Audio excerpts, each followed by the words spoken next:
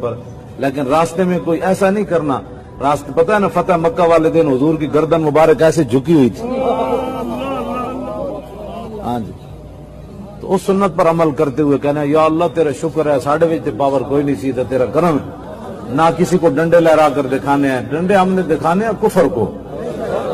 جس دن کسی نال گل پئی نا ہالینڈ والے نہ پھر اسی قتل کریں گے. اپنے نو ڈنڈے نہیں دکھائے جاندے، انہوں نے سمجھایا جاندہ.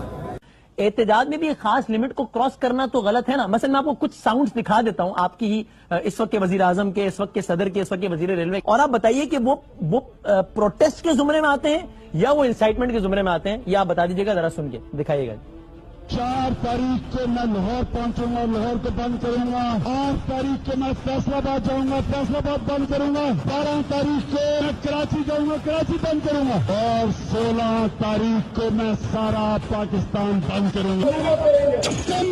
کمی ہے بے ایمان، مارو، مار دو، جلاؤ، گراؤ، سارے ملک میں آگ لگا. قوم سے آج اپیل کرتا ہوں تیار ہو جاؤ. ہم اپنی نبی کی شان پہ، آن پہ، نبوت پہ